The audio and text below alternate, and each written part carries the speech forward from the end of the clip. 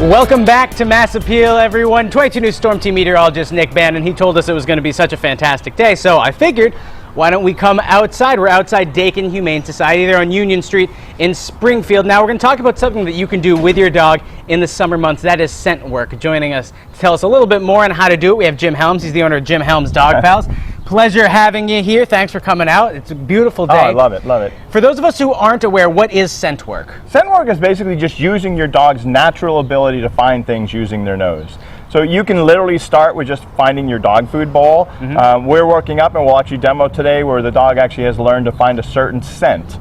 And so it can actually help. I mean, if you do it for fun, that person can scent the remote control or their car keys and say, hey, find this for me because I don't know where it is. There's a practical use. I can never find my keys.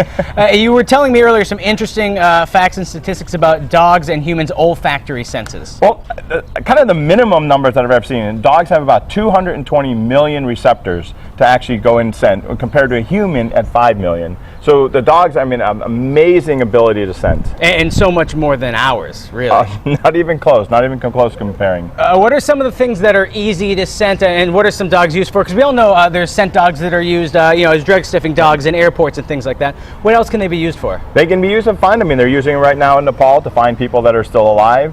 I mean, I hate to say this part, but I mean, they also look for dead bodies as well, too. So it's a way of being able to at least help people find their loved ones. So if you want to get started, how do you do it? It's easy. Like I say, one of the easiest ways you want to do it at home, just do it. Start slightly hiding the dog food bowl. So instead of putting it right in the middle of the kitchen, maybe put it to the side of the kitchen, and you're going to actually start to walk your dog around, and you may come up with a word like find it or search, and you kind of walk, and if the dog finds this food bowl, yes, good dog. So and let them eat their food. One consistent word to initiate the search, one consistent word always for all tricks when they've done something right. Right. And then from there, you kind of build it up gradually. Yep, and we here at Dakin, we offer scent classes, and we literally start just by getting the dog to find food in different boxes. We'll lay out about 10 different boxes, and the dog has to search and find the one that has the food in it. And as we progress, we go into different types of oils, and there's several different organizations around the country that you can actually earn a title. And so Apple coming in today is actually the first Akita in the United States to actually get a nosework title, and so they're doing really good. Let's introduce who we've brought over here today. So it's an Akita named Apple. Yep. And the handler is Judith.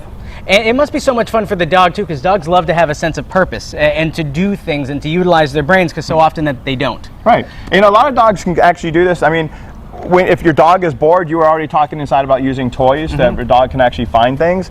Well, guess what? You can actually just throw your dog food out in the grass and let your dog find it. Same scenario. So describe what's going to go on right here. Well, right now, Apple's kind of like, who are these people? Yeah, trying to figure it out. out. Now you can see she's starting to go to work. And so she's searching the vehicle, and she's using that nose, and in this case we've done oil. So what she's looking for is that scent oil. And so she's searching around. Now she should give her mom a tell, or like say, hey mom, I found it, right there. All right, so that's the tell. So the dog was getting warmer and then looks at the mom or the dad to say, I found what I'm looking for. Right, and she was dead on. Her nose, I did hide it straight up, and her nose was right on it and stayed there for a second or two, and then she looked at mom like, hey mom, I've got it. And then Judith basically said alert, and she goes, oh, okay, my dog found it. And now we reward the dog for finding it. And you try to do always the reward as immediately as possible. As quickly as possible. And if you're clicker training too, you give the click and then treat. Yeah, you can.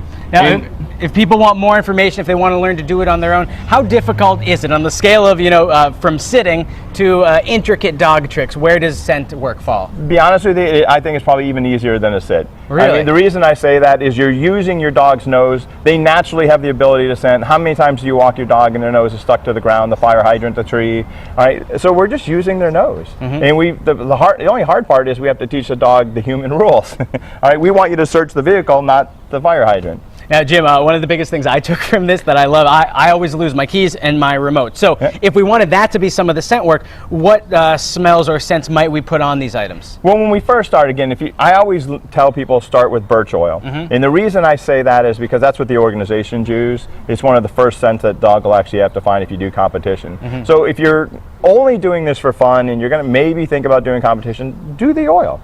I know a couple people, you can go out and buy marijuana, not the real stuff. I was going to say, wait a minute, this took a turn. But you can actually buy different scents like marijuana, cadavers, and you can go online and actually buy that scent. So if you want to teach a search and rescue dog, you don't need a dead body, you don't need marijuana, you can go out and use those types of oils and actually teach your dog to do that as well. And then your dog can be invaluable to police forces and drug task force, so they can really do a lot of good. Thank you so much for sharing this with us today. Pleasure chatting with you. More information on this or anything you've seen today or any of the adoptable animals, you go to dakinhumane.org, and don't you worry, we'll be back right after this.